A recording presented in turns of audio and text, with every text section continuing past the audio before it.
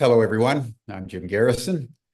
I want to welcome you to this session of Humanity Rising as we begin a 4-day program on understanding the essential facts about the UFO, now called UAP, Unidentified Anomalous Phenomena, which has burgeoned into public consciousness over the last several decades with an undeniability that even the US government, which for nearly 80 years has sought to repress and marginalize and in every way possible keep from public attention, with such success that in recent decades, even to discuss UFOs was an indication that you were a little bit crazy. Well, now the tide has begun to turn, something that we have been following very closely on Humanity Rising, in part given the fact that I am now in Washington, D.C., working with the New Paradigm Institute, which is dedicated exclusively to UFO, UAP disclosure.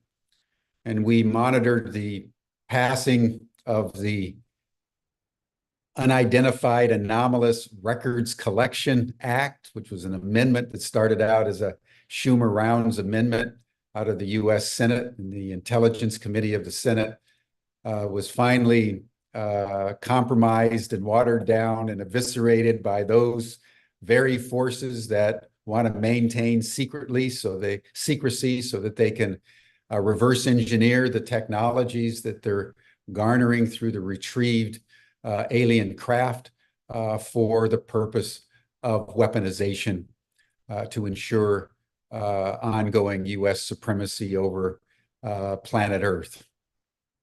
This is now unraveling. And on December 22nd of last year, President Biden signed into law the National Defense Authorization Act for 2024, which had embedded in it this Unidentified Anomalous Records Collection Act, which stated that the U.S. government will now begin a process of turning over to the National Archive information that has been recovered and garnered by U.S. government agencies and contracting defense corporations concerning unidentified non-human technologies and non-human intelligences. It's an extraordinary moment that oftentimes when something momentous bursts into history, it comes not fully fledged. And this act was no exception. All the executive functions were essentially stripped away, except for the one thing that the world needed to hear, and that is that we are not alone,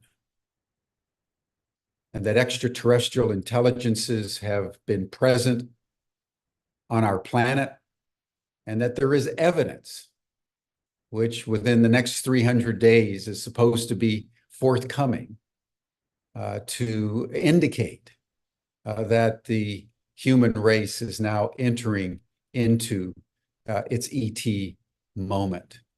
It's a small beginning, but as we initiate 2024 in a very fundamental sense, this is a demarcation between before disclosure and after disclosure.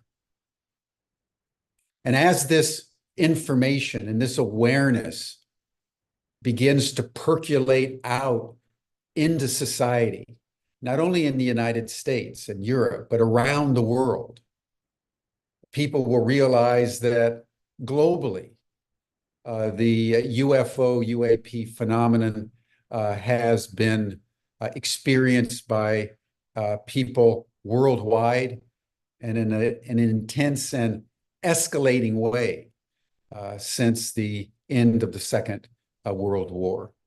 And the questions that are beginning to emerge are not so much around if this phenomenon is real, but since this phenomenon is real, what are the implications? And the most fundamental question people will ask about easily the most closely guarded secret in modern times, if not in the entire historical process, kept even more secret than nuclear weapons technology, is simply, what are the facts?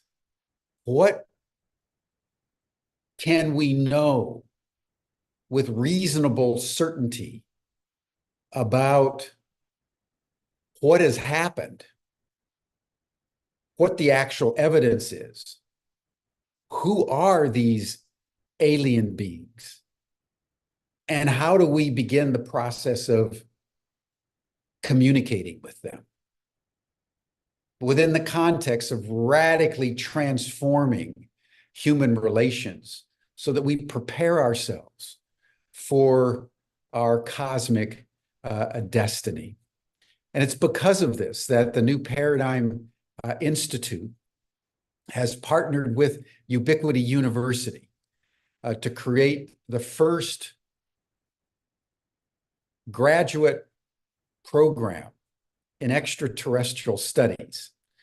So in a few days, we'll be posting on our websites and making available to all of you the opportunity to take a certificate from the New Paradigm Institute on the history, law, politics, and technology of the UFO, UAP domain, and then another certificate from Ubiquity University on extraterrestrial awareness and communication. And these two certificates together will enable you to come into Ubiquity University and have these courses considered for credit for master's and PhD degrees in extraterrestrial studies, and eventually a Bachelor of Arts degree. So we're very serious about disclosure. We believe that there is now a critical mass to continue to generate momentum, and that we are now part of that wave of human consciousness that is beginning to embrace as a fact that we are not alone. So what we're going to do over the next 4 days is hear from the individual who, in my judgment, having read all of his books, is the most knowledgeable person, at least that I know, and I think most people know, about the history beginning from the Second World War and even previous to that, Richard Dolan. He's most famous for his 2-volume work, which is a real masterpiece of historical writing called UFOs in the National Security State. He also broke ground with other books, one After Disclosure that was written some years ago that really was the first speculation of what would begin to take place when the world internalized what was happening. He also wrote a fascinating smaller book called Alien Agendas, which I have sent out to many, many people, just thinking through who they are and what their agendas are and why they're present in such a concentrated way on our planet right now. What are they doing here? And how should we understand it? And how should we respond? He also wrote a book called UFOs for the 20th Century Mind, which is a primer that brings all his writings together. So we are very privileged, ladies and gentlemen, to have Richard Dolan with us, and he'll be a faculty of our training program, along with Danny Sheehan, the general counsel of New Paradigm Institute, who you've all heard many times on Humanity Rising. This is the first time Richard has been on, but Danny and Richard are the core faculty for these certificate programs, because we want to embed everything that we want to do in relationship to this new phenomenon in the historical facts of what can be known as foundational for this next phase of the human journey. So ladies and gentlemen, it's my pleasure to introduce Richard Dolan, and he'll be on the next 4 days opening with a lecture, after which I'll circle back and bring in the questions and comments that you'll be putting in the chat. So we welcome all of you to think through, what is it that you really want to know about UFOs and UAP? And Richard Dolan over the next 4 days is going to help us answer many of these questions. So Richard, thank you so much, and I turn the program over to you. Thank you, Jim. That was a really nice introduction, and very, very illuminating for me to hear, as well as for many of the folks out there. I think what you're attempting to do and doing at Ubiquity University is really great, and the New Paradigm Institute.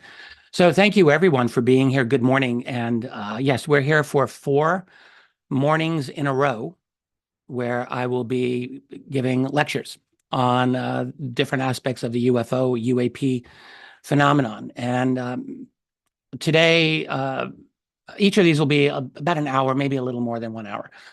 And I'll be talking about different aspects of this phenomenon. I'm probably going to go back and forth between using UFO and UAP. Forgive me, it's just my habit. I've used UFO for many years. I still like that phrase. UAP has its service as well. So today, as part of this overall series, I'll be talking about really the primary evidence why I think you should consider the fact that the UAP is a genuinely real phenomenon. And we're going to get into some of the elements about that world globally. Tomorrow, over the next 2 days, actually, I'll be getting into different aspects of UFO secrecy. So tomorrow I'll be getting into the history of crash retrievals, or as far as we're able to understand, the acquisition of UAP technology.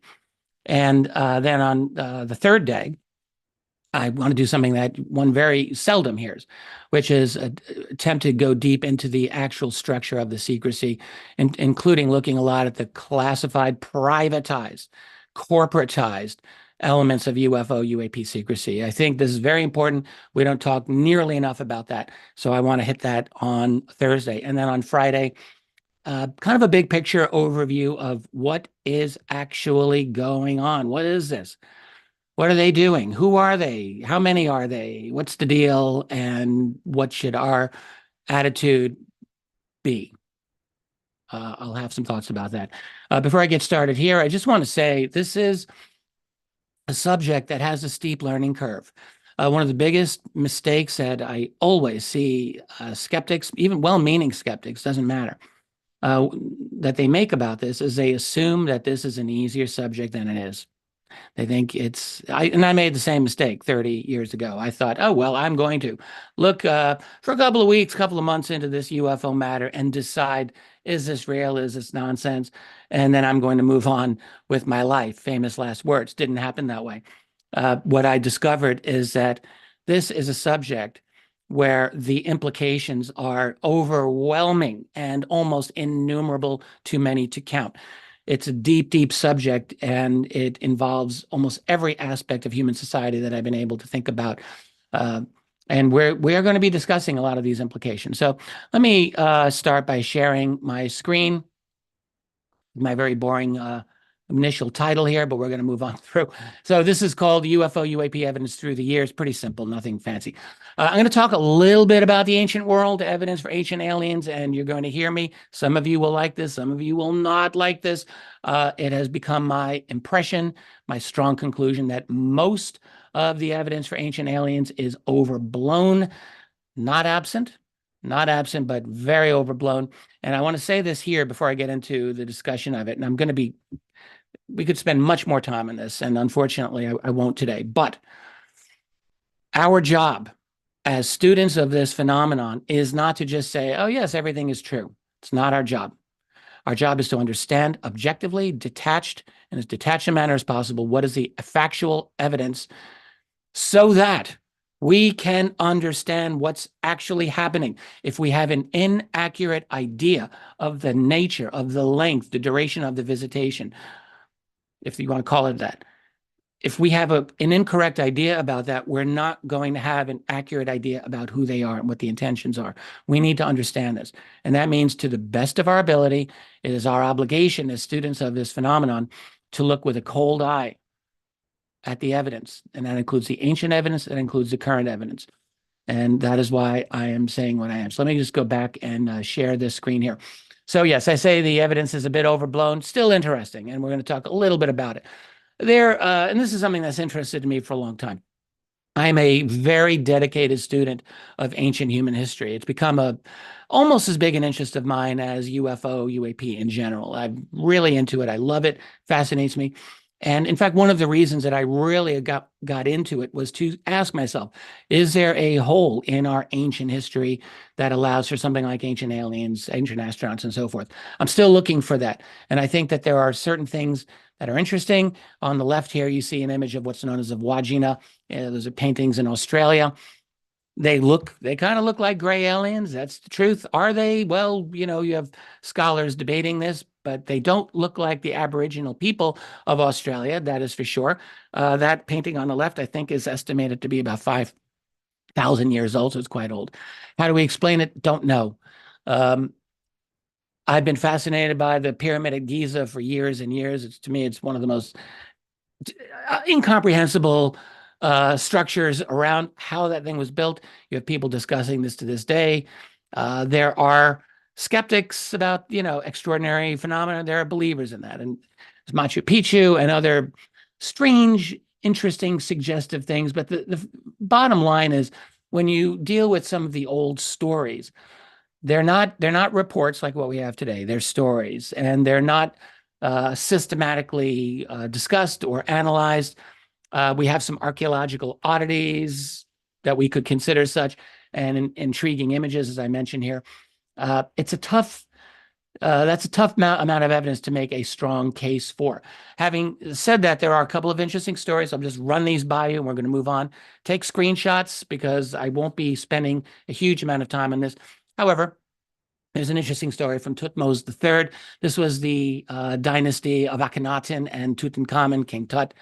And we have something from one of the Egyptian scribes who just says, in the year 22 of the third month of winter, 6th hour of the day, kind of exact there, the scribes of the House of Life found that it was a circle of fire that was coming in the sky. It had no head. The breath of its mouth had a foul odor. Its body 1 rod long and 1 rod wide.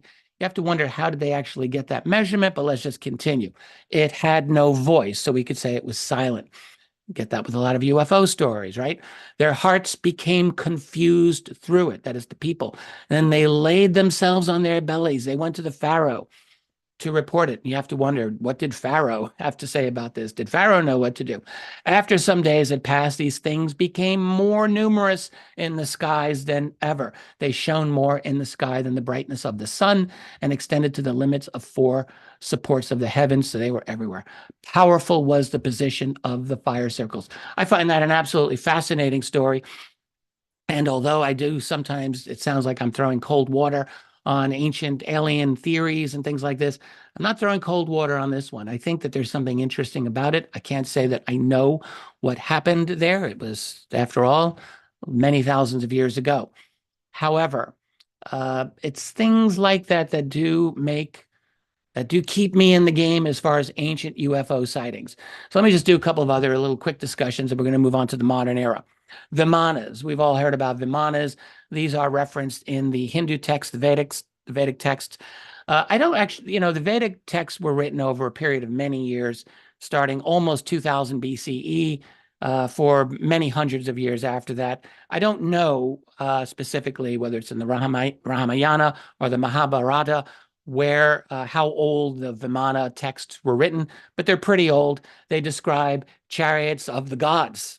Literally, this is where Von Daniken got his title from, Vimanas. They were the chariots of the gods.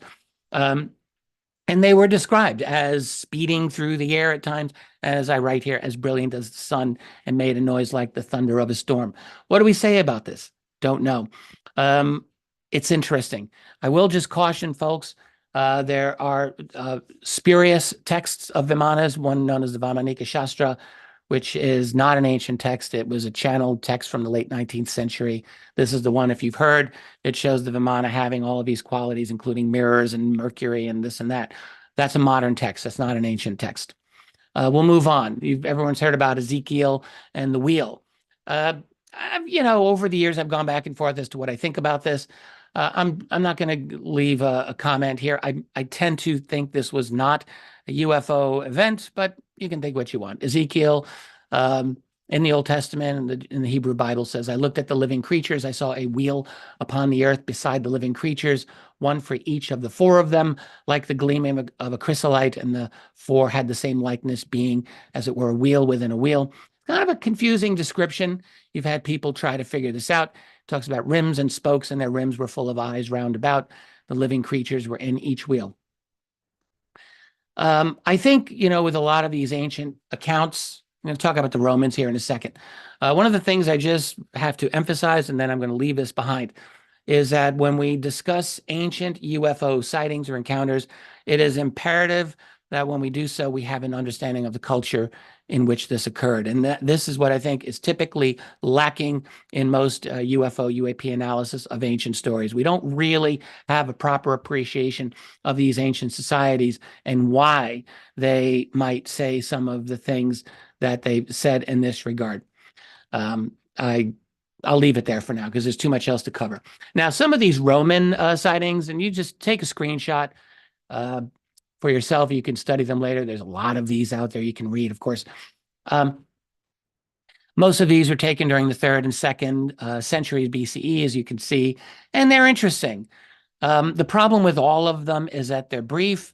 They were collected in accounts of sightings and portents of the time, so it's just grouped together, just weird things that people saw. There's not a lot of context there.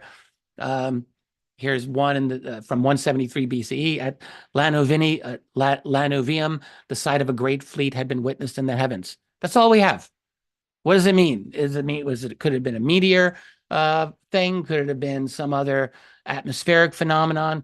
Totally possible.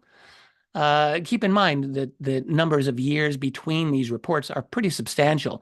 You have a century or more between a lot of these sightings. So it's not like they're coming in the way they come in today at the National UFO Reporting Center or MUFON, where we get thousands every year. In the ancient world, you're getting one every century sometimes, or over many number of years. Yes, they didn't have internet, they didn't have newspapers, their ability to record these was much less than what we have today, so we must account for that.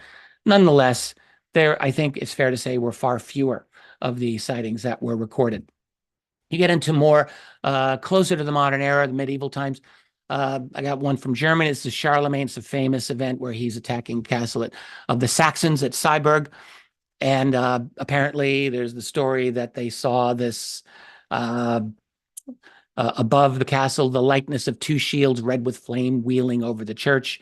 When the heathens outside saw this miracle, they were thrown into confusion and fled.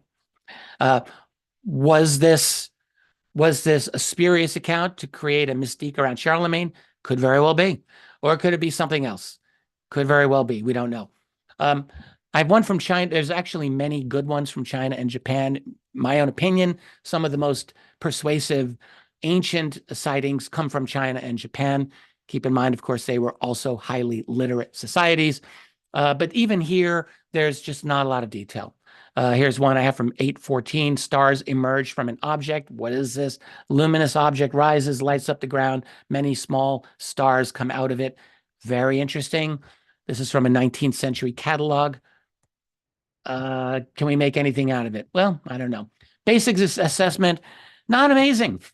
Not amazing. It's interesting. There are people who believe that the UFO phenomenon today is the same as the UFO phenomenon in the ancient world. I'm not one of those people. I think that there are very strong distinctive differences, and this matters because, again, it colors our assessment of what is going on today, right now. Doesn't mean that we haven't been observed for a long time, but it does mean you have to ask yourself, what could ancient people really do with our society 500, 1,000 years ago? Our civilization was horses pulling wooden carts. That's what we were. We didn't have computers. We didn't have electricity. There's not much that we were able to do. And so I think we have to recognize there probably wasn't a whole lot that visiting intelligences would have been able to do with us either. And I will argue here and in the next few days that it's really our development into the world of science, getting the key, the fire of Prometheus, which is science, which has allowed us to transform our world, and which I believe probably is what has gotten the attention of the local community, if we can call it that. So that's what I will be suggesting to you over the next few days. But what about Nuremberg? People say, you know, that Nuremberg thing in 1561, wasn't that pretty cool? Wasn't that a situation of an ancient sighting? This is the image. I'm sure you've all seen it. Looks pretty wild. That was UFOs, wasn't it? Oh, I'd say not so fast. I don't believe that it was. Take a screenshot of this next thing. This is the text by Hans Glaser that goes with the image that I just showed you. I'm not going to read the whole thing, but I will point out here. Take your screenshot. Boom. The point is Nuremberg in southern Germany was in the midst of, this is the century of the religious warfare, Protestants versus Catholics. Martin Luther had only made his impact less than half a century earlier. Southern Germany was the center of the dispute between the Catholics and the Protestants. Nuremberg was very much in the midst of all of that. There was fighting shortly before Glaser's woodcut and after Glaser's woodcut. And when you actually read the text, you're seeing that he's talking about a portent in the sky and a call for peace and spiritual and religious brotherhood. And, you know, we must all learn to get along, this type of thing. Now, you could say, well, maybe the aliens were out there and they were just they were observing this interesting part of human society. Okay, maybe, but I think it's every bit as likely, more likely, that this was a call for morality in which something may have been seen.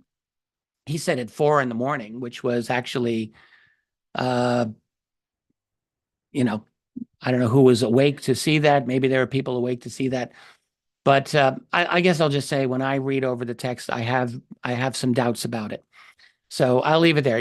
Not everyone will agree on this, but I think this is my own considered opinion. So my take, that event may have been invented, but was almost certainly used as a metaphorical call for morality and spiritual awakening, not as a literal description of UFOs.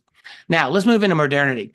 This is a very interesting case from now what is Russia? Well, what was then Russia too. In 1663, the town no longer exists. It was called Robozero at the time. It's in the northern west of Moscow. And this is one artist's rendition of what was happened. So what we know about is that in the year 1801, a letter was found in a monastic record from a priest to a bishop.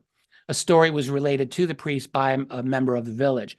And what this priest said is, my goodness, I'm asking for spiritual advice here, bishop.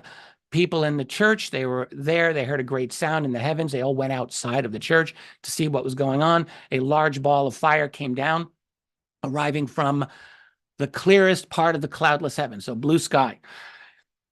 It moved toward a lake, passed over the church. They give the size of this thing is pretty decent size. 2 ardent rays extended. It left, and then it came back. Less than an hour later, it darted from the south to the west and must have been 1,500 feet away when it disappeared. We're translating in terms of units of measure, but nonetheless, came back a third time to the great terror of all those who watched it, moving this way, moving that way for an hour and a half. Quite fascinating. The story said that there were fishermen in their boat who were burned by the heat. The waters of the lake supposedly were illuminated to the depth of 30 feet. The fish swam away, and the water seemed to be covered with rust under the reddish light. That's a lot of detailed description, and it's enough to make me think, I think that may have happened. I think that happened. It's not something in 17th century Russia where a priest is going to lie to a bishop. I think that's very unlikely. The religion was taken extremely seriously. So I think, what could this have been? And, you know, when you look at the actions of this ball of fire or whatever this thing was, this object, it seems to have moved intelligently with purpose. Why it would have selected this particular area at that time is a mystery. Robo Zero is something of a backwater, it seems to me. There's not a lot going on. And nevertheless, we have this very interesting sighting. And that's one of the things about the UFO mystery that we should always keep in mind, is that these objects do not always play fair. They don't always play nice and make sense. Like, why are they doing what they do? It is our job, our mission, really, to ask ourselves constantly, what's going on when there's a sighting? Let me move into some of the modern cases here, and we're going to get into the 20th century any second. I'm doing a book currently on the history of water-based UFO phenomenons, USOs. This is a case that I am having in this book. This is, I think we can call this a USO case, maybe one of the earliest that I am confident about. Southwest of Martinique in the Caribbean, as you can see right there, 1717. We got the exact date. And it's a very simple report by a French ship. The captain of this ship says that there was a hovering object just 2 feet above the water at 2 a.m. I checked to see how much moon was out. There was some moon, enough probably to be able to see this. He writes, at 2 in the morning, we were making some progress in a southeast direction. We saw something like the mast of a ship pass alongside, standing up about 2 feet above the water. That's it. That's all we have. It's a very brief entry, but then you have to ask yourself, what could that have been? I don't have any answers myself. That's why I've included it in my book. Could it be something prosaic? Sure, I suppose, but it is interesting, and it was obviously taken seriously at the time. Move on. This is a case that I think is somewhat well known to UFO students. This was a case that appeared in a philosophical journal called Philosophical Transactions at the time. A witness, you can see his drawing here. He called it an especially startling incident. In 1742 in London, he just says, like, I saw a light arise from behind trees and houses. At first, I thought it was a large sky rocket. Interesting. Well, there was, you know, we were able to get some fireworks up in the air at the time. He said, but when it risen to a height of about 20 degrees, it took a motion nearly parallel to the horizon, but waved, as you can see as he drew.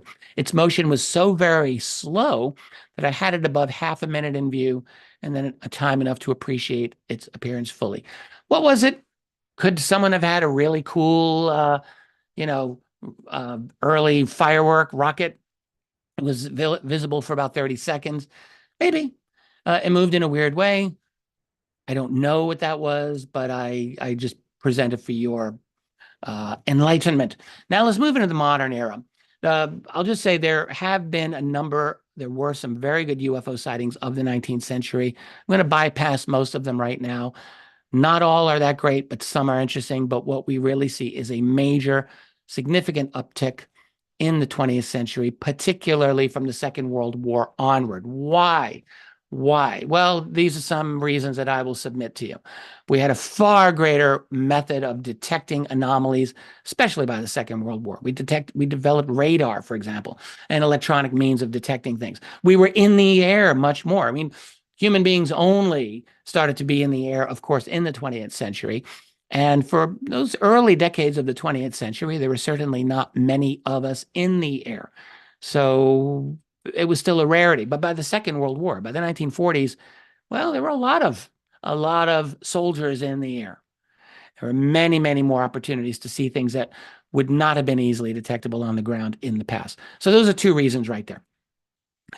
But also, I think we must recognize that if you were a visiting entity looking at these human beings, and you've been watching them for century after century, and then suddenly, in the 19th century, you see, oh my goodness, they've discovered how to really use electricity in an effective way.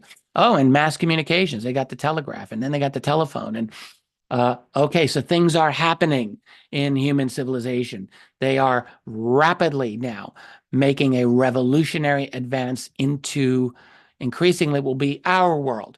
Let's take a look at them. And then suddenly you see the First World War, and then, my God, the Second World War, where things really just convulse.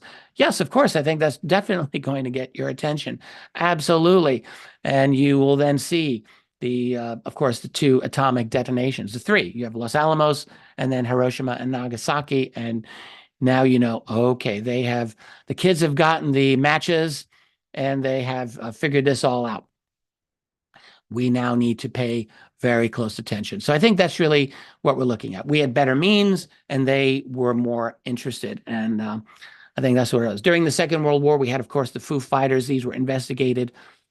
We know this for a fact by U.S. 8th Air Force, by the OSS, which was the predecessor of the CIA, and by British intelligence. And what's interesting is that to this day, we do not have official conclusions by those agencies as to what this phenomenon was.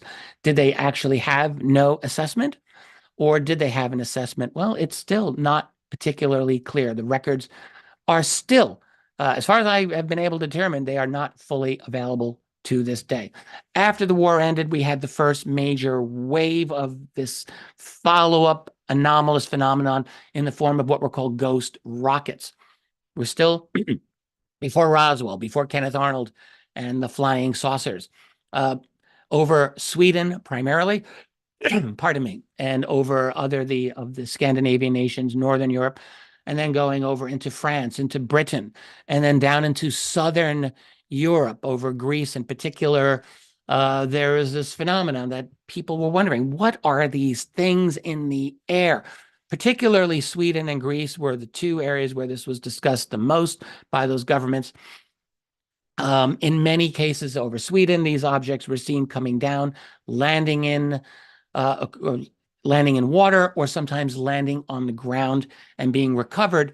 It's a funny thing. The Swedes, 40 years after this whole thing happened, declassified some of their analyses of the ghost rockets. And what they said was, well, this is very, very interesting and unusual. And we don't think it's Russian, and we actually don't know what it was. They used very, very circumspect language, but they obviously didn't have an answer to this. Scientist by the name of Paul Santorini, who's Greek, who had worked on the Manhattan Project, helping to develop the atomic bomb and also helped develop radar. Man was a genius. He was back in Greece at the time, and 20 years later gave an interview, and he said, oh yes, at the time the Greek government was super alarmed over this development.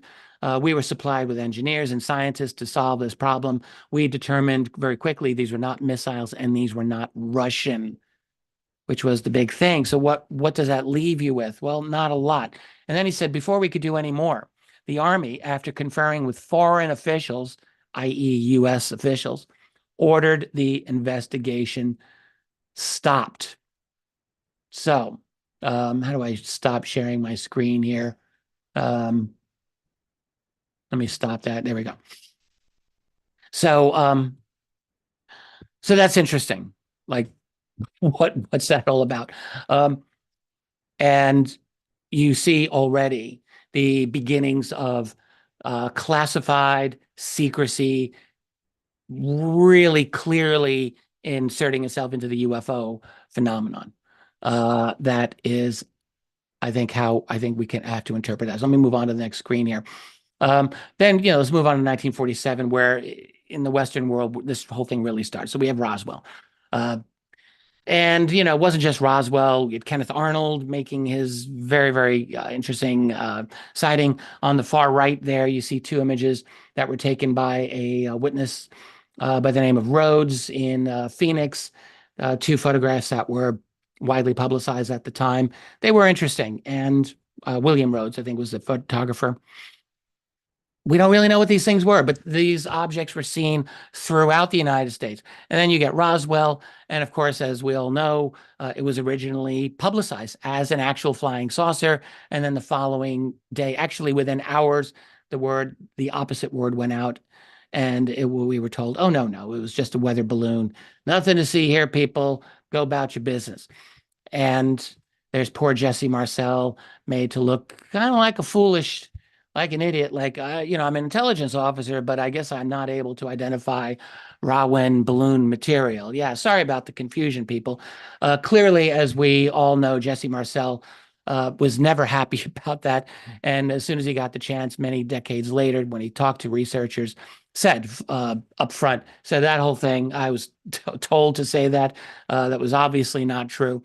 And subsequent to that, we have many, many other statements that fully support that. Let me share this screen one more time here and show you the image.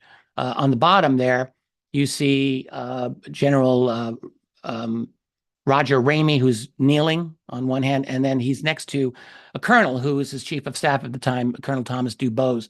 They're just posing for pictures on the same day as Marcel. Dubose, in his retirement many years later, told researchers, he said, yeah, that whole balloon story was complete nonsense. The orders came from way up high to throw cold water all over that. And he did not say it was Project Mogul. He did not say it was anything like that. He made it very clear that this was above top secret, high level, very serious.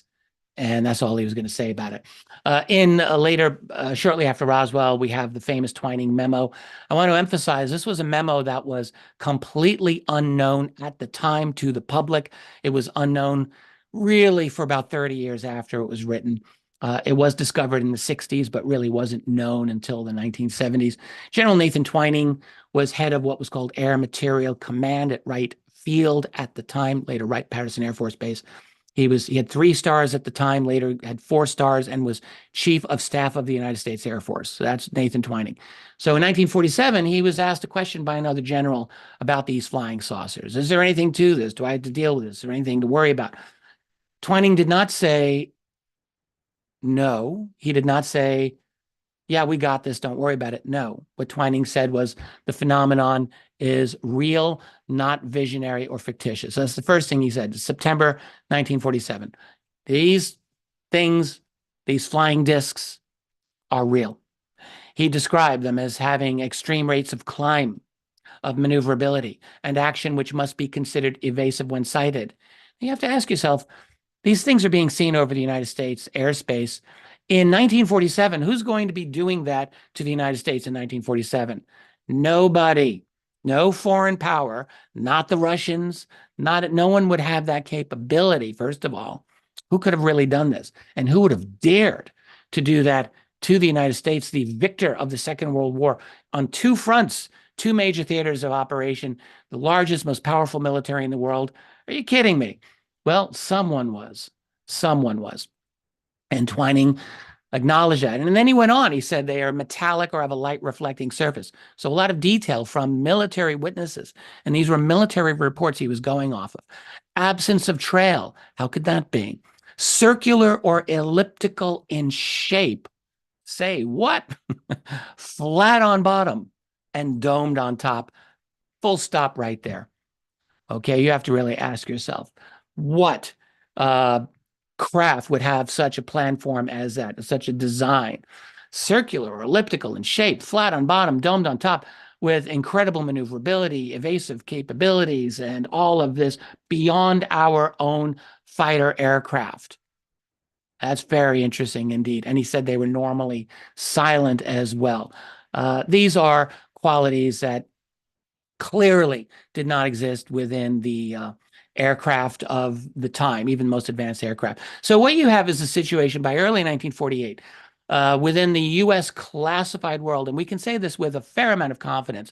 We've got a lot of records on this, that there was a consensus that had developed within the classified community studying this, which is that these objects were, first of all, they were real. They were technological.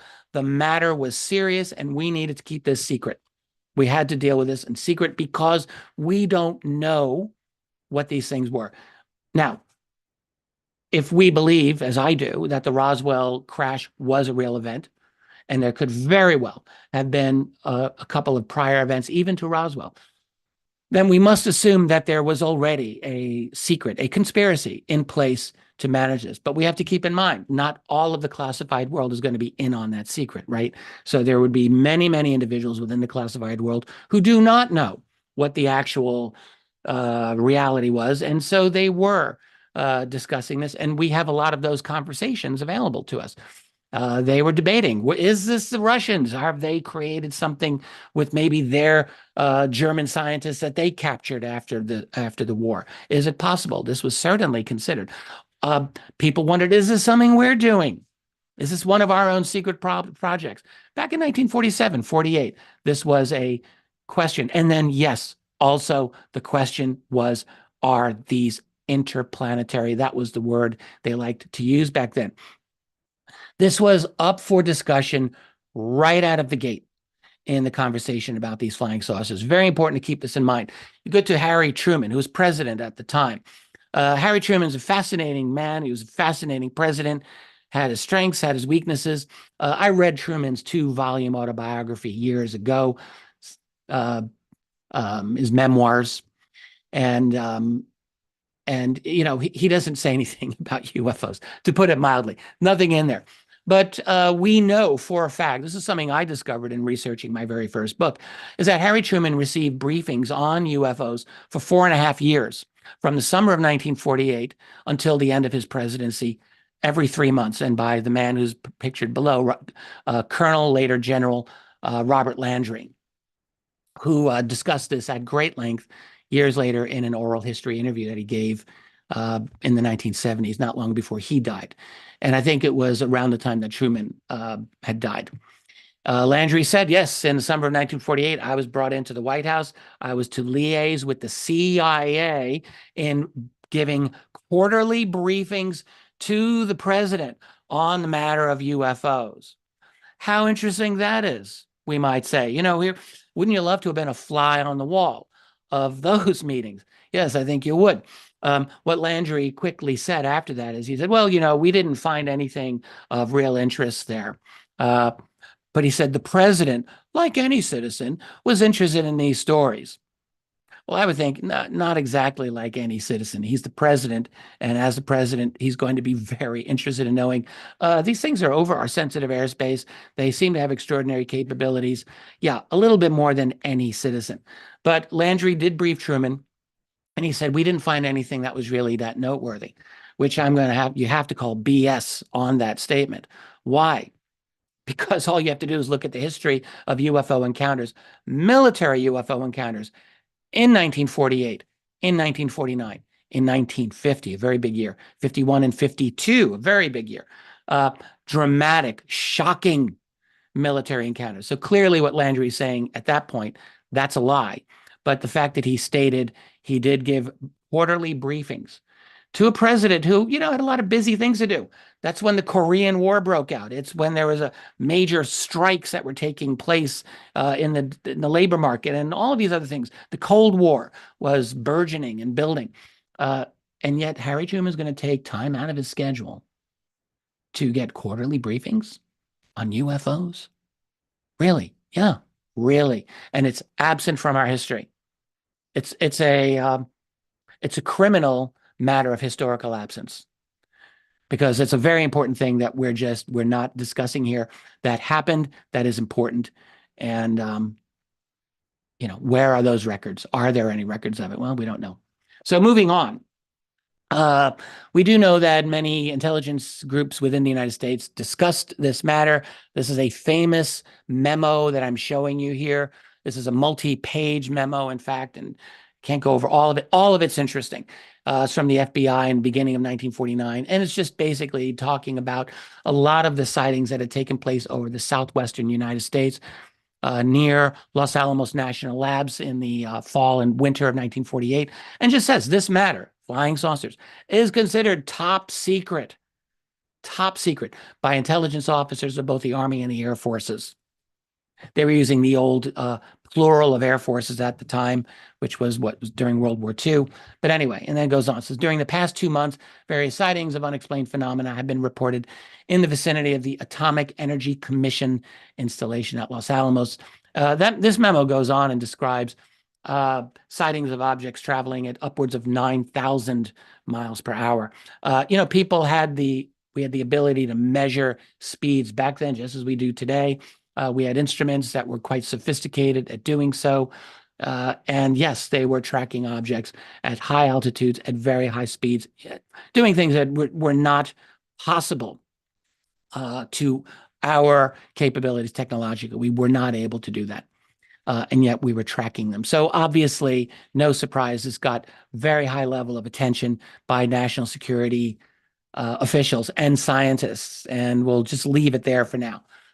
Interesting photographs. This one made the cover of True magazine, which at the time was a major U.S.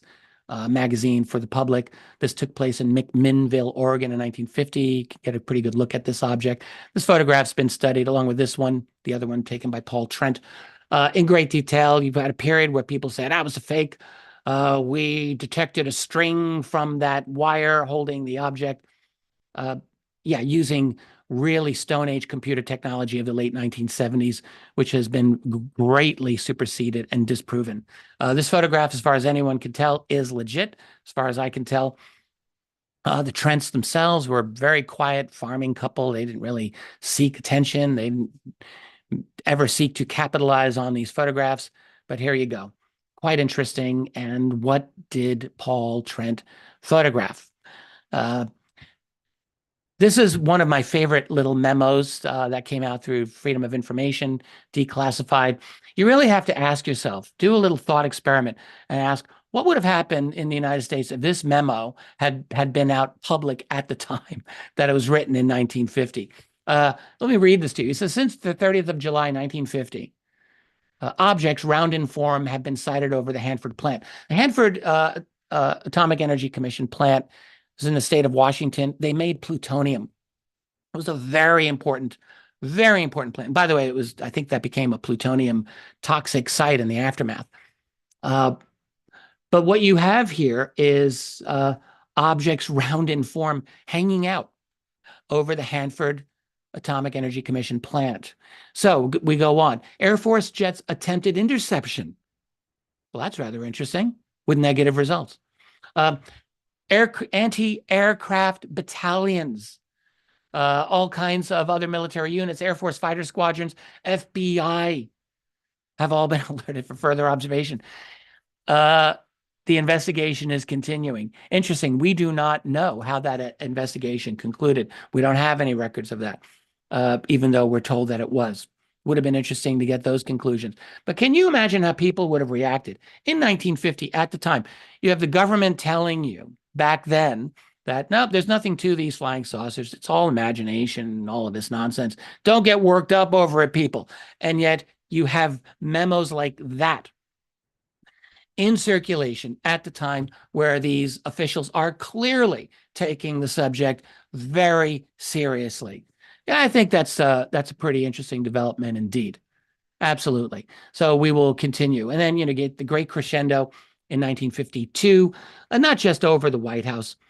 This photograph that I'm showing you here has often been alleged to be a reflection, photographic optical effect from those lights below. I've looked at this, and I think that is entirely possible. This photograph might be essentially right for the wrong reasons, you might say. So there were a lot there was a lot of activity going on over the Capitol in the summer of 1952. That was tracked on radar, that was seen by air traffic controllers.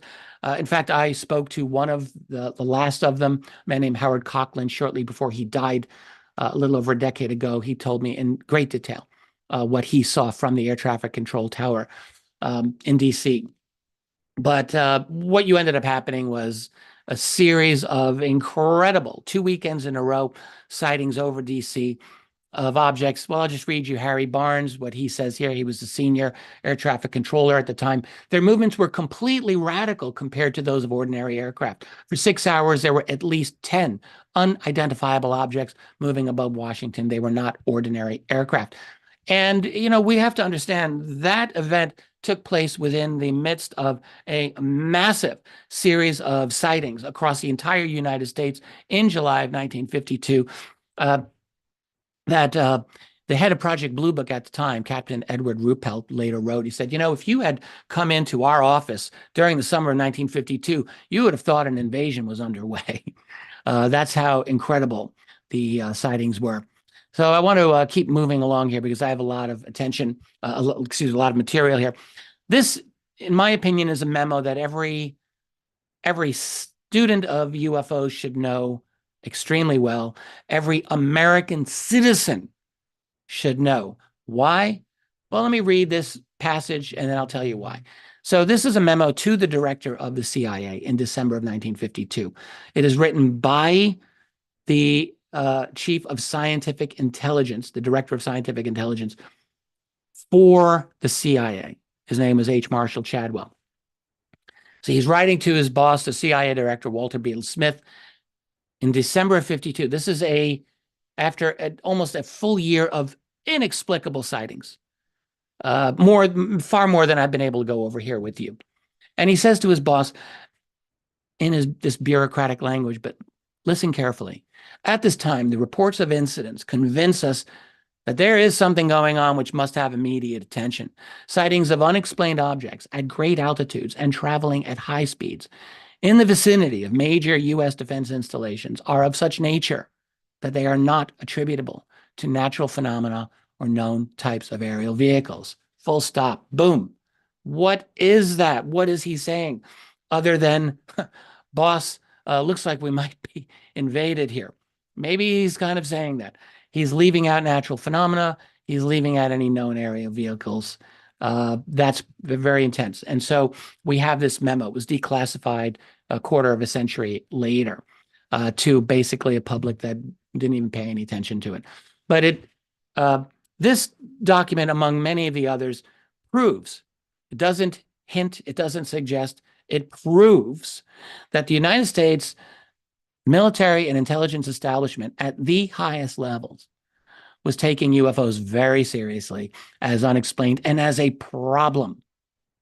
And we must always keep this in mind. Whatever the answer to UFOs are, we must recognize this was a historical problem that was shrouded in secrecy, provably.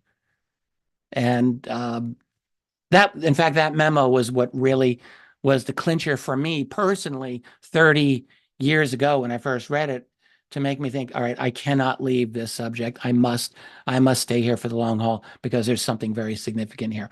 And what I asked initially after I read that and similar memos was, did they ever figure this out? Did they ever solve the riddle of what these flying saucers were? Like, oh, yeah, it's our own project. Forget about it. Or it's the Russians. We have to deal with that. Did they ever figure it out? And the answer is no. They never determined that it was the Russians. Never. They never determined, as far as any evidence shows us, that it was something that we were building. There was always this tension of, well, there's something very important here. We can't tell the public. We don't know how to deal with it. And let's just keep a lid on it. That was always the attitude. And when I discovered that 30 years ago, well, that's when I was absolutely hooked. And I'm sure I wasn't the only one who was hooked by that. Let's just go on. So throughout the history of this, Project Blue Book, this is I think almost a humorous picture. Hector Quintanilla there and his staff. Look at the little solar system poster behind them. I grew up with that exact poster. I had it on my wall when I was like 11 years old. So here's the Blue Book team. I don't mean to make fun, but it's kind of silly. And they're sitting around looking busy. The job of Blue Book, in fact, during this period of time was not to explain UFOs at all. It was literally to explain them away. And that's really all that they did. This was not a scientific operation. It was widely criticized at the time by genuine scientists, and rightly so. After Blue Book closed at the end of the 1960s, UFOs, they stayed around.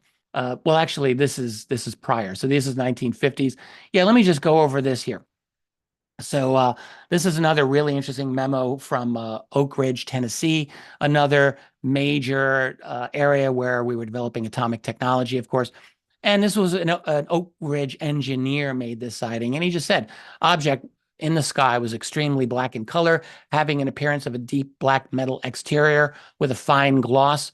Note the detailed description there, right? He got a really good look at this. It did not leave a vapor trail, no sound. The object flew east at a tremendous speed for what appeared to be 3 miles, where it stopped. The object was then joined by 2 more of these same objects. A formation similar to a spread V was formed, and the objects at a tremendous speed flew in an eastward direction. So, and it's just a drop in the bucket. You get all kinds of reports like this. What could do what this engineer saw? Well, obviously, nothing official that we knew about. After Blue Book closed in the 1960s, the word was, well, there's nothing to these UFOs.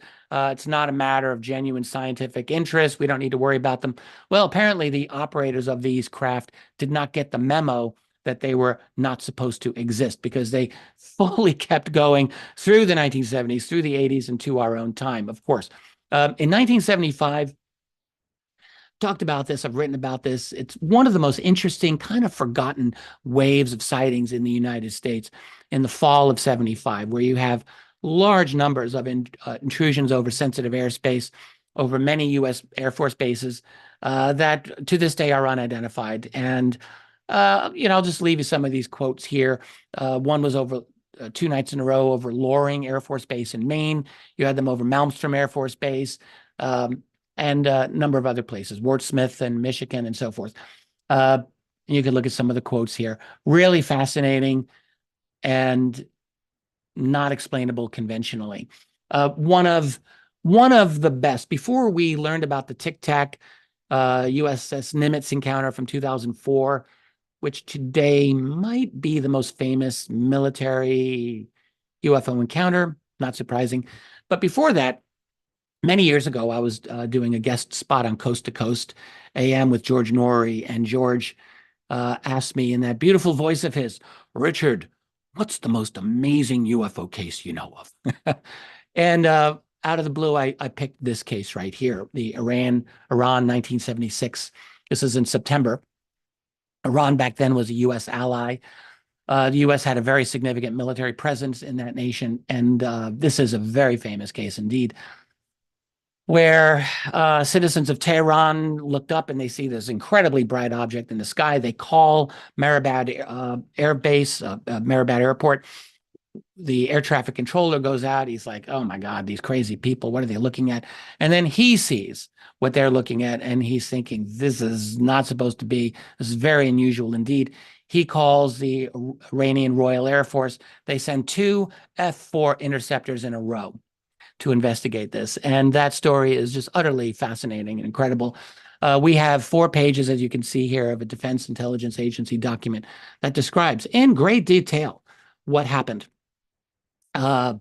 Essentially, each time an F-4 approached at a range of roughly 25 nautical miles, things went haywire in the craft. The pilots were able to see this object. They were able to track it on their radar. And then they get close enough to this and nothing works. In one instance, one of the pilots tried to fire a missile at this object. Can you imagine? But when he tried to do it, his missile system was offline. Also, his communications went offline. And by the way, I'll just point out, in my current study of USOs, I am finding the exact same pattern with United States warships when they are in the proximity of some of these objects. Not every time, but sometimes you find that the communications go completely offline. This includes aircraft carriers at times, as well as battle cruisers and destroyers. It's a fascinating pattern that clearly has truth here. I mean, you don't get this pattern over and over again without something happening here. So anyway, this was the Iranian memo. It's quite fascinating. Also in Iran, I'll just mention this because I think it's interesting. 2 photographs in 2 different parts of the year were taken of what certainly looks like the exact same object. These were found in U.S. intelligence files. So the United States collected these images. The one on the right is not as clear. It was taken during the daytime over someone's house, and that object, that's a close-up of an object, looks exactly the same. Quite interesting. So let's move on. We're going to leave the historical evidence behind, and I want to, in the time that I have remaining, discuss some other important aspects of this phenomenon. Let's talk about how many objects are there. To me, this is something that is absolutely of critical importance that we need to understand in our world today. If you go to a place online like the National UFO Reporting Center, which I'm a big fan of this website, it's been run for years by Peter Davenport, who I think is just a national treasure. New Fork receives anywhere from about 5,000 cases a year, roughly speaking. What you find, because I do track this all the time, is that every year, if you go back to the cases of 2018 or 2019, you will find there will be more if you check a year or two later, because people will report them subsequent. So they'll report them years after the fact. So this is a fairly up-to-date assessment. You can expect the 2023 numbers to increase over the next year. No question about it. Whether they will reach 5,000 or not, I can't say, but they'll be higher than the 4,183 that we have right now, which is through December 20th, 2023. He has not updated the site after that yet. But you can see about 5,000 sightings, roughly a year, go in there. And it's about the same for MUFON, by the way. So when you think about that, let's add the raw reports together. Now, look, we obviously know that not all of these UFO reports are alien craft, but we'll get to that. Hold on a second. So you add the New Fork, you add the MUFON, you're getting about 10,000 reports a year. Those are raw reports. You add in Canadian reports, which are collected, another 1,000 to 2,000 a year. We'll just say, a little over 10,000 UFO reports every year in North America. These are predominantly North American. The MUFON cases are international, it's true, but they're a small minority. Internationally, we find reporting mechanisms are just not that good. That's the fact. So you get about 10,000 North America a year. They're raw reports. How many of these are good? It's hard to say. I would say we'll be careful and say 5% are really good. Actually, in my opinion, I look over the MUFON and the New Fork reports, and probably a good 10% are enough to make me raise my eyebrows and go, wow, that is a really good report. But it's hard to know. So let's just be conservative and say 1 out of 20 are really quite very good. And I would encourage you, go to the New Fork site. It's open source. If 1 out of 20 don't make you say, wow, then I'll be surprised. This is the National UFO Reporting Center. You go into the data bank up there on the top and just go through the menu. So let's do a little basic math. 10,000 UFO reports in North America. Let's say 5% are good. That gives you 500 or a little more than 1 per day. Most of these are US and Canada. But of course, we have to recognize that most people who see UFOs don't even report UFOs, do they? They do not. And so what's that percentage? I mean, again, we're just guessing here. It's total estimate. It could be easily that for every 10 actual UFO sightings, only 1 is reported, which gets you right back to the 10,000. But let's be conservative and say that 1 out of every 4 UFO sightings are reported. I think that's way too high, frankly. But we're going to be generous here. That brings the North American total to, you multiply by 4, that gives you 2,000 good UFO sightings a year, about 5 a day. Again, I personally think that's conservative. But keep in mind then that the US and Canada comprise less than 5% of the world's total population. Are we really to think that everything's happening only in the United States and Canada? Absolutely not. There's no reason for that at all. There are sightings that happen around the world. Not as many are reported. They're not collated. They're not collected. They're not organized in anywhere near the same way. That's the only problem. That is the difference in my view. So there you go. We just have a little bit of the world's population. So if you were just to go on the assumption that this is happening more or less evenly around the world, and I will admit to you I will acknowledge that's an assumption that I'm making. But if you do that, that would give you about 40,000 good UFO sightings per year. It's more than 100 a day. I often say 50,000 good ones a year because I think I think 40 is obviously way too low. I think 50 is too low. But, all you do is you say like 50,000 sightings a year. That's a lot. And indeed it is.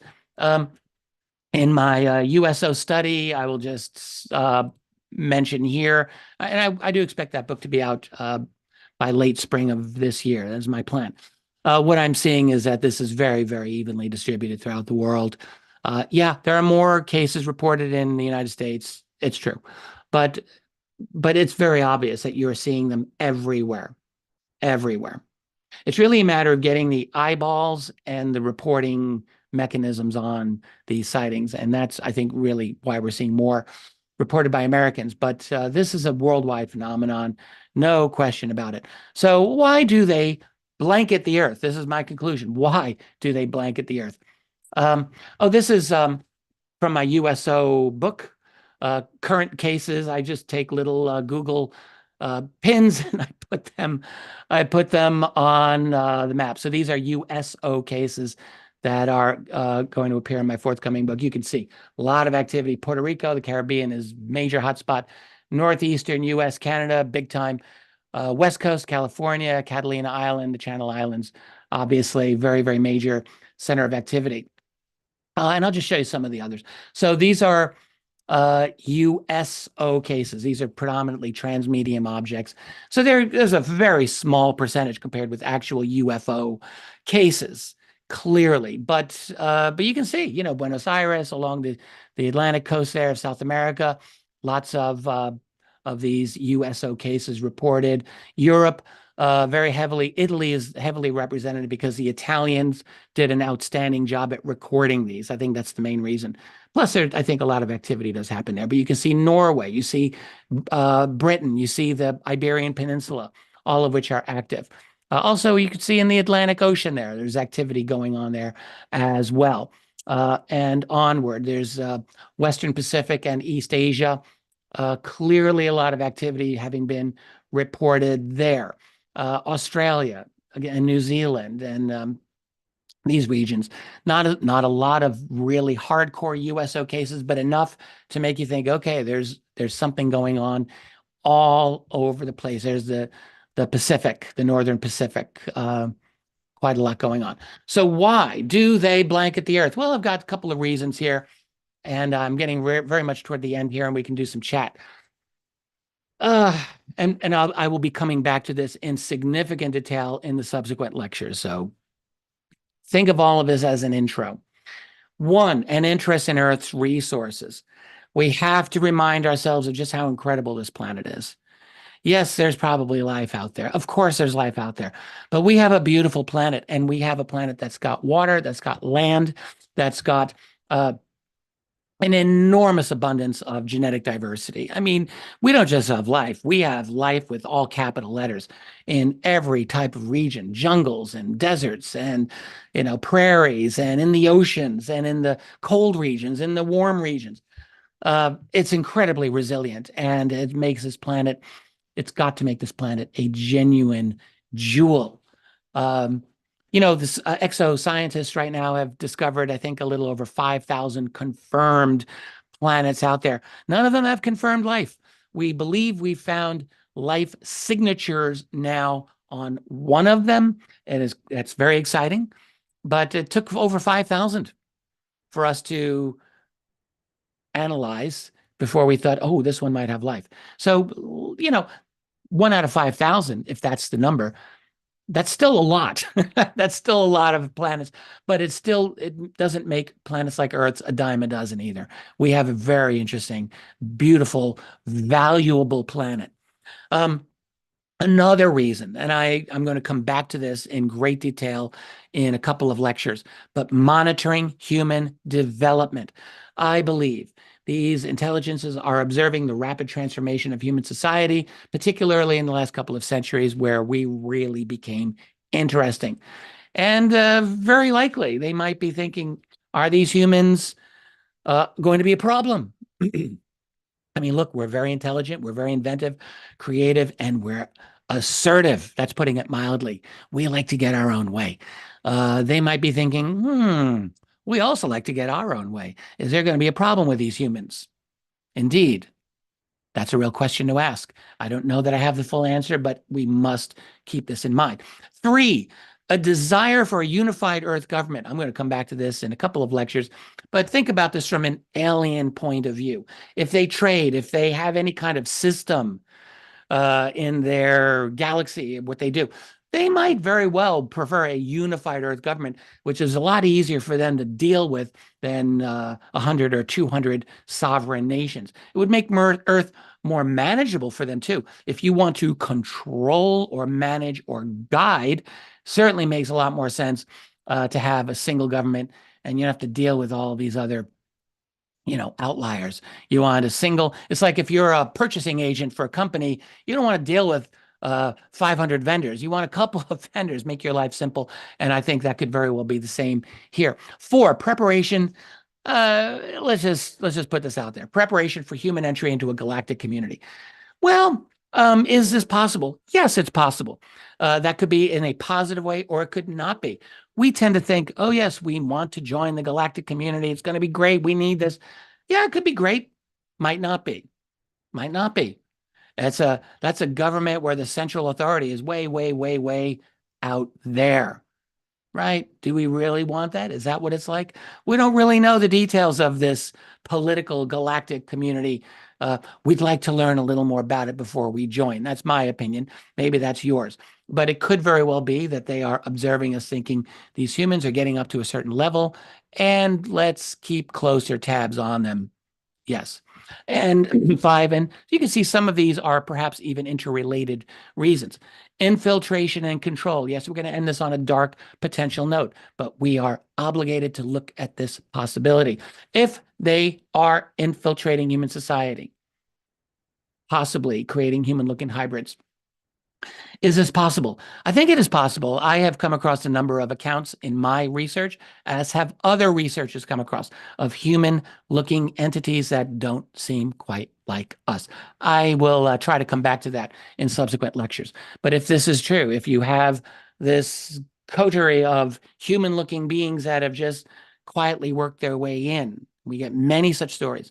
We have to ask why. Are they just quietly observing, or is there something more going on? I'm going to leave that there.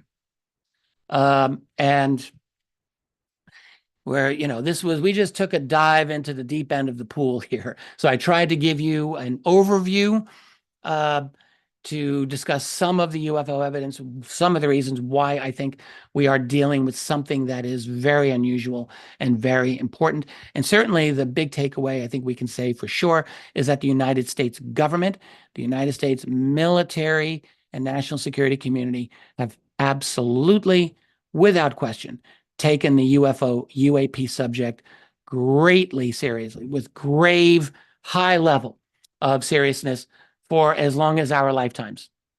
If you're less than 80 years old, it's been for your entire lifetime.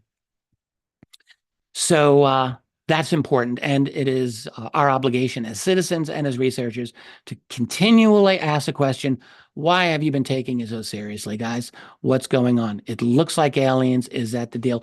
Prove otherwise if it isn't. And the implications, well, we're going to talk about those over the next few days. The implications are deep. They are profound. And they just keep coming at you. When you think you've got all the implications, you find more. This is a fascinating, never-ending well of profundity. The UFO subject is a great teacher.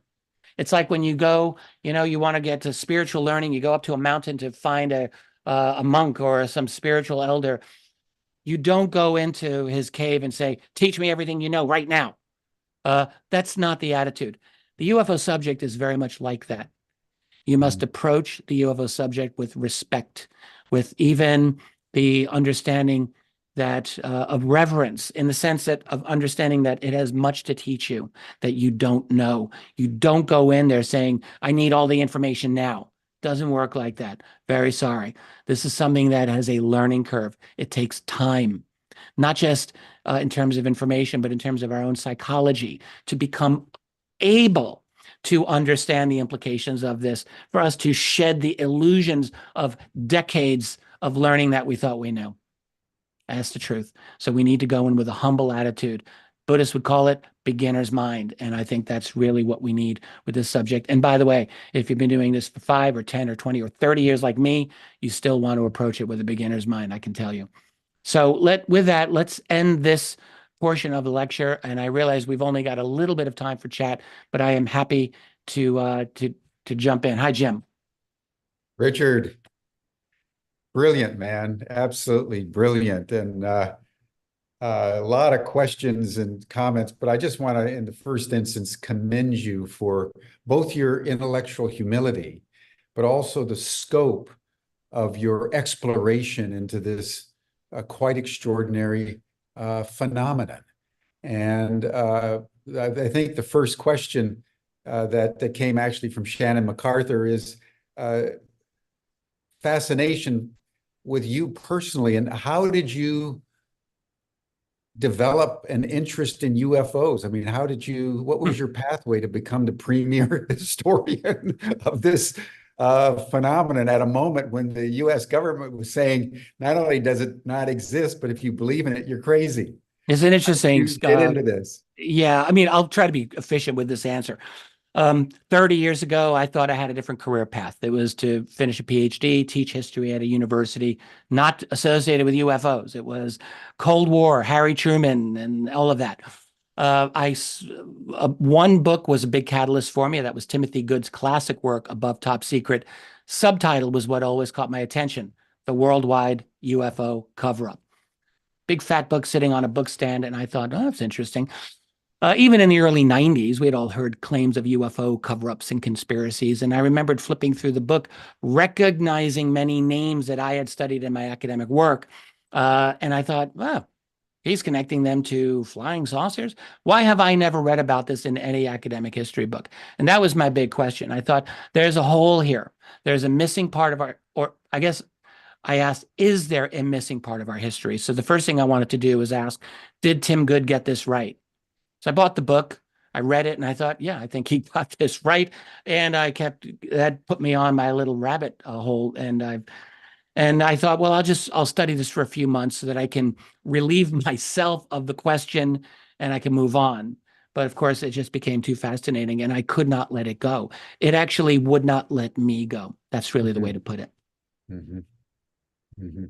And then you began, what motivated you to begin your historical analysis and writing? Because that's a major commitment. And certainly those of us who've written books and have read your UFO and the national security state, these are huge. This is an opus. This, each one of them is, what is it, 500-600 pages long. Detailed and footnoted, and it's been an exhaustive journey for you. I was inspired. There's a man who I love this guy. I hope he's still around. I haven't talked with him in a while. His name was Valentine Gurman. I lived in Columbia, Missouri, Val. And he, at the time in the early 90s, was on what was then the internet bulletin boards. There was no web interface. And he was putting up his own articles that was connecting the UFO phenomenon to the broader political situation, which was exactly what I wanted. And the other thing he did is he would create these little chronologies of events based on this book or that book. And in other words, separating facts out of a particular work and listing them chronologically. That appealed to me because I thought this is actually what, as a detective, what as a historian, you need to know. What happened, then what happened, then what happened. And Val kind of showed me this method. And I started doing that. I started creating my own chronologies, and my chronologies were very, very detailed. And the good thing is that with every one of my chronologies, I had them all cited. So if I was reading an old book by Donald Kehoe, I would write, this is very time consuming, every single relevant fact I would put in a word processing document in order with the citation, the page number. And then I would put, I started combining my chronologies. And the next thing I knew, my chronology was comprised of several hundred books. And that was at least 500 pages itself. And I thought, all right, well, I already wrote a book, so let me. And the thing is, when you combine all of these chronological databases, which I did, it allows you to see patterns that you would not ordinarily see. This was really the foundation of what allowed me to write UFOs and the National Security State, the first volume, and that was what got me going. So Right. thank you, Val. He was a real inspiration, a great guy. Yeah. Many, many questions, but I just want to tease out a couple. One is from Cindy Bledsoe about Oppenheimer and the movie that came out. Obviously, we all saw that Oppenheimer was right there at the creation of the nuclear age. He had contact with Einstein. There's They were letters friends. where they discussed, heavenly celestial beings. It was also the classification that he and others came up with that really created the secrecy hierarchy, I would say, with which the UFOs were very quickly enveloped. Just share what you know about the kind of the Oppenheimer moment right there at creation and how that affected the history and the cover-up around UFOs. There's a lot to say there. So first of all, with Oppenheimer, there is, I think Cindy Bledsoe was referring perhaps to one of the majestic documents where, Oppenheimer and Einstein are talking about celestial, of course, it's misspelled, celestial objects, referring presumably to flying saucers, UFOs. It's a very disputed document. I personally, I'm a supporter of a lot of those majestic documents. I'm just going to put myself out there and say that. That one, I'm gonna take a pass on, and I don't know if I think it's real or not. Maybe, I don't know. But what we can say about Robert Oppenheimer, other than the fact that he was a genius and he was obviously troubled by his creation, by his involvement in creating the atomic bomb. Yeah, the creation of the Manhattan Project is the model for what we can call Black Budget America ever since. You have the creation of enormous number of scientific resources and security resources around the most powerful weapon in human history that had to be done in total secrecy, to the extent that even when they detonated the first bomb at Los Alamos in July 1945, the most significant, maybe scientific development in the world, no one knew.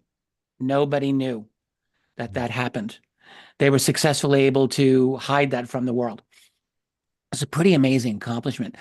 So I think, first of all, we have to recognize that provided a model for all of the post-World War II secrecy. And it showed that it could be done, even something as massive as the Manhattan Project. As far as what Oppenheimer knew about the UFO ET phenomenon, I strongly suspect he knew a lot about it. But this is not confirmed. So I think I'll leave it there. Yeah, but it's an important point that you're making, is that the extraordinary accomplishment of the Manhattan Project, in addition to developing the bomb, is the secrecy with which hundreds, and indeed at some point thousands of people were interacting. That's right. In complete secrecy, even from the U.S. Congress. Yes, it really was the first true model operation of how to do a really great secret operation. Guaranteed, the U.S. learned a lot from British intelligence, which, especially in the 1930s and 40s, was very, very advanced. And also guaranteed they learned a tremendous amount from the Germans after World War II, when they brought the German scientists over through paperclip. The Germans had a very sophisticated secrecy operation themselves during the Second World War, and the U.S. learned a lot from that as well. Right, but it's so important in terms of the history that it was enveloped immediately within a secrecy protocol that had been extraordinarily well designed and maintained over a period of years. And I know you're going to be speaking more about that in one of your lectures, but that's just a very important aspect of the UFO phenomenon, that it was born in secrecy. I would like to add, other than Oppenheimer, there's another scientist that I think there's a very good case to be made that he was deeply engaged in this. And that is probably the most brilliant mathematician of the 20th century, John von Neumann, possibly the greatest genius of the 20th century. Anyone who knew that man said, he blows me away. We're talking the top geniuses who knew von Neumann said, no one can compete with this guy. He was the ultimate polymath, the ultimate genius on every level. And actually, from everything I've learned, a super cool guy to hang out with. He was everything. You'd want to hang out with him and you'd want to like capture his mind. But Neumann was mentioned in a letter by the late Dr. Robert Sarbacher. I'm going to talk about this tomorrow, but Sarbacher was one of these brilliant scientists in the 50s who was very connected to the UFO phenomenon. And in his retirement in the 1980s was responding to a researcher. And he said, look, I do know some things about this. But one thing he said was John von Neumann was definitely involved. And I think that's really important. He's also mentioned Vannevar Bush. Oh, we can talk about him tomorrow. But Neumann to me is he's special. And the fact that he was mentioned by Sarbacher really doesn't get enough attention. But you're talking about probably the most prodigious mind of the last couple of centuries. You have to go back to someone like Goethe of Germany, maybe, to find someone who's like on that level. Brilliant. Well, Richard, thank you so much for your presentation today. And now just say a quick word about what we're going to be covering tomorrow before we close. Yeah, I want to get into UAP crash retrievals. We're going to talk about, my contention is that we're dealing with quite a few of them, acquisitions of exotic technology. This is getting close to the core of the UFO secret, very close. And so I'm going to get into a lot of the evidence and reasons to consider the reality of crash retrievals of UAP, UFO. And that both from the example of some specific cases. I'll talk a bit about Roswell. I'll talk a bit about a few others. But then also, I'm going to discuss the research of the great researcher Leonard Stringfield. I'm a huge fan of him. I think everyone needs to understand his contribution. So long before we heard about David Grush and his claims last summer about acquisition of technology, Stringfield was getting into this back in the 70s and 80s and going very deep into this. And I do want to talk about Stringfield's research and other things that bring us to the crash retrieval scenario. On Thursday, I'm going to go further into the crash retrieval. We're going to talk about the elements of the program to replicate. These are mostly corporate controlled programs to deal with this technology. And it's something that is really not fully, we don't talk about quite as much as we need to, in my view. So I want to get into that. And then again, on Friday, we'll go into step back and really try to look at these other beings themselves and try to get an understanding of what they're all about to the extent we can. Fantastic. Richard Dolan, everyone. Thank you so much, Richard. And that will bring our session to a close. This is the first of 4 presentations by Richard over the next 4 days. So that'll be an exciting venture for all of us to more deeply understand this very closely held secret for the last 80 years. You're all welcome to the after session chat. You'll see the link in the chat box. Richard is going to try to join, so you'll have an opportunity to interact. I will be able to join in all the other days. I'm going to try to join for a little bit today. Tracy and I have an interview appointment that we have to get ready for in a little while. But if I can do a few minutes, I will drop in and say hi. But definitely the next few days, I'll definitely be able to do that. So thank you, Richard. Thank you, everyone. We'll see you all tomorrow here on Humanity Rising. Bye for now. Thanks to everyone in the chat room, by the way.